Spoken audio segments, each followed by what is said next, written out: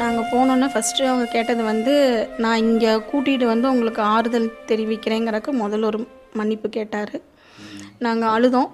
எங்கள் கையை பிடிச்சிட்டு, உங்களுக்கு நான் இருக்கம்மா, ஒரு அண்ணனா, ஒரு மகனா, ஒரு தம்பியா அவங்க கூட என்றைக்கும் நான் இருப்பேன் அப்படின்னு எங்களை ஆறுதல் படுத்தினார். அப்புறம் அதுக்கப்புறம் தான் நாங்கள் தம்பி ஃபோட்டோவை அவர்கிட்ட காமிச்சோம். அவர் இப்படியே ரொம்ப நேரமாக வச்சு அவனை பார்த்துக்கிட்டே இருந்தார்.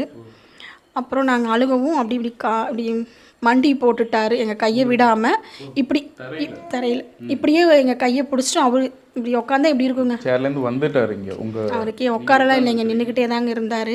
நான் உள்ள போகிறப்போ நின்றுட்டு தான் இருந்தார். அவர் உட்காரலாம் கிடையாது. எங்களை ஆறுதல் படுத்திட்டு எங்களை உட்கார சொன்னார். உட்காருங்கன்னா நாங்கள் இப்படி உட்காந்தோம். அவர் கீழே மண்டி போட்டு எங்கள் கையை இப்படி பிடிச்சிட்டு அப்படி எங்களுக்கு ஆறுதல் சொன்னார்.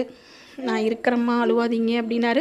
ரெண்டாவது அங்கே நாங்கள் பெருசாக பேசலாம் முடியல, அழுக தான், வேறு ஒன்றும் நாங்கள் அவர்கிட்ட பெருசாக பேசலை. அப்புறம் கூட வந்தவங்க தான் பாப்பாவுக்கு வேலையை தான், அந்த பையனும் இல்லை அப்பாவும் இல்லை, அவன் தான் குடும்பத்தை பார்த்துட்டு இருந்தான் அப்படின்னு சொல்லி பொண்ணுக்கு மட்டும் ஒரு வேலையை தான் போட்டு கொடுங்க, நீ அந்த பொண்ணு தான் இவங்களை பார்க்கணுன்னு அந்த ஒரு வார்த்தை மட்டும் கூட வந்தவங்க சொன்னாங்க. அதுக்கு ரெஸ்யூம் கொடுக்க சொன்னார். ரெஸ்யூம் கொடுத்துட்டு போமா, நான் பார்க்குறேன் அப்படின்னாரு. காலையில் சாப்பாடு அரேஞ்ச் பண்ணாங்க.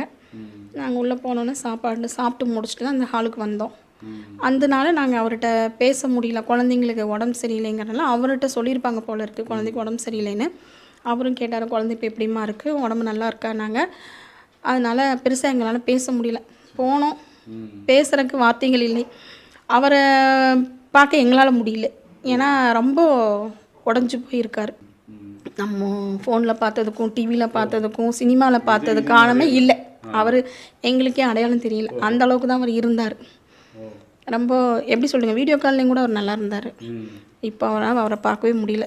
ரொம்ப கஷ்டமாக இருந்துச்சு, ஏன்டா போகணுங்கிற மாதிரி. நம்ம போய் அவருக்கு எப்படி ரொம்ப சங்கடமாக இருந்துச்சு, அவரை பார்க்கவே முடியல.